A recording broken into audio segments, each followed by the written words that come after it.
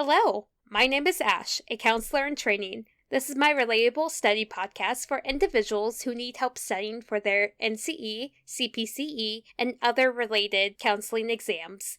I'm going to go through many questions from multiple resources and make the answers relatable to both you and me. So get your listening ears on and let's get studying. What is parental overprotection?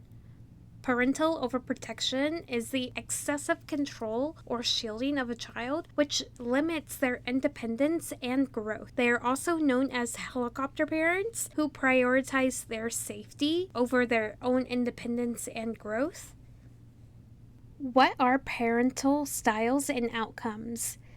Parental styles and outcomes are the relationships between parenting approaches and the child's development. The four parental styles are authoritative, authoritarian, permissive, and neglectful. Authoritarian parenting has strict rules that are established and do not explain the reasoning behind these rules. They have very high demands of their children, and when they make mistakes, they are punished. They are influenced by obedience and status-oriented, and they expect their children to follow their orders and to obey them without any explanation. Authoritative parenting establishes rules and guidelines for their children to follow and explain the reasoning behind them. They also expect a lot from their children but provide warmth, adequate support, and feedback. And when children fail to meet their expectations, the parents are more nurturing and are able to forgive them rather than to punish them. Permissive parents are indulgent parents who make very few demands of their children and prioritize being their child's friend rather than being parent, and they tend to set few rules and rarely enforce those rules and have very, very few expectations. And they allow their children to make their own decisions. The uninvolved parents may fulfill the child's basic needs but are generally detached from the child's life. They will ensure that their children are fed and have a place to sleep, but offer little to nothing in ways of structure, rules, guidance,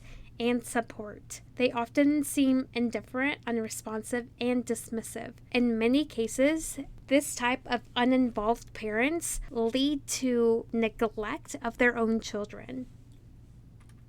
Which clues in a client's history point a diagnosis of bipolar disorder? A cousin has bipolar disorder. B, he indicates that there are times where he feels as if he had unlimited energy. C, he has depressive moods from time to time. D, he has lost energy in activities he once enjoyed. The answer is B. He indicates that there are times where he feels as if he has unlimited energy. This is a clue in a client's history where it may lead to a diagnosis of bipolar disorder, because when there are times of unlimited energy in a client, it will indicate a sign or symptom of bipolar disorder. I would recommend looking into bipolar disorder in the DSM-5-TR for more information. What is parenting coordination? Parenting coordination is a legal and counseling service that helps high-client parents with custody arrangements to help any disputing resolution processes, which combines communication, diffusing tension, and making day-to-day child-rearing decisions to help parents coordinate how to effectively parent their children when they are divorced and have shared custody of a child. Through counseling and legal arrangements, parents are able to effectively coordinate how to parent their children when the child is in one of the parents' cares. Counselors who support John Holland's approach believe that A, an appropriate job allows one to express their personality. B, stereotypes cannot be considered relevant. C, four main personality categories exist. D, sublimation is the major factor in job selection. The answer is A. Counselors who support John Holland's approach believe that an appropriate job allows one to express their personality. For example, if someone loves gardening and or farming in their own backyard, then they would make a great career out of being a florist or a farmer, and it allows them to express their personality within their workplace. That is all 5 questions for this episode. Thank you for listening. Keep calm and study on.